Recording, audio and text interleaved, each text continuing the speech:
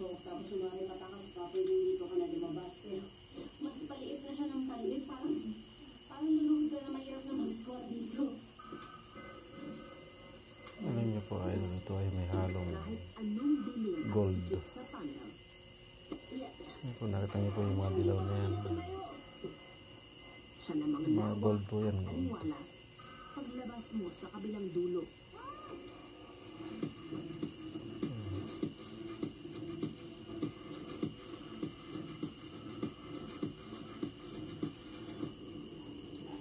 Kita na yung view galing dito. Actually, ito po yung front line nila eh. Apo. Kasi dito po yung sa mga nakita pa ng mga sundalo pagparating. Oo. Kaya pag-exit nila, doon na lang po sa kabila ng bundok. Kaya minsan hindi yung mga sundalo po nila, hindi na mamatay sa ano yan, labay. Minsan po sa side. Oo. Kasi po, kulang-kulang na po yung mga food supply nila. Yan yung po mga ano, yung sa pabagong-bagong panahon. Kasi dito nga po sila sa ano, bundok. Opo. Doon po sila medyo nagkakasakit. Oo. Ano yan, sir, yung mga katawan? Naiwan na lang. Naiwan na lang po dyan, nilibing ng mga kasama nila. Oo, naku, edi sigurado pagka nagbukay tayo dito, may Bukay po mga... tayo, baka may makita tayo. Oo. Kung sa kabundukan, nagbabakbakan ang mga puwersang Hapon kontra sa mga Pilipino at Amerikano. Sa kapatagan, may sarili ring laban ang mga sibilyang naipit sa gera. Si Nanay Joaquina, 13 taong gulang noong kasagsagan ng digmaan. Kung ano man ang natitirang normalidad sa buhay nila noong Japanese occupation, nawala noong bumalik ang mga Amerikano. All the Japanese are scattered in every house checking for a gun. If we find any pieces of the gun, of will die. And they said, yes, because we have no army here, we have no opposition for you here to fear.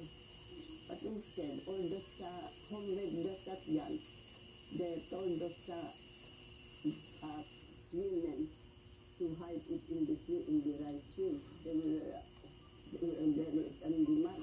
Hello po, ako po si Ma'am sa eyewitness po. Ang pamilya naman ni Nanay Lourdes, halos 4 na buwan daw nagtago sa isang kuweba. Bitbit lamang ang isang kaldero, bigas at ilang pirasong damit. You know, my mother, we helped me find of me Japanese. She's very, that's very pleasant.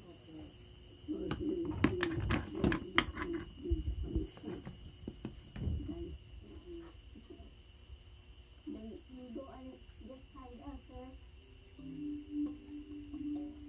Sa kasalukuyan, ginawa ng campsite ang Mount Puloy. Nung bata kami, nakwento nila mama na Pero hanggang ngayon, may mga nahuhukay pa rin World War II artifacts ang pamilyang may-ari ng lupa.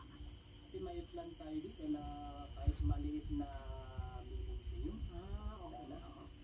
Kaya yung iba para binaba namin doon sa machine gun, mga helmets, tapos yung handsafe na light na napasurrender na lang sa police para hindi natin alam kasi baka kung sasabog yan buhay naman yung ano doon.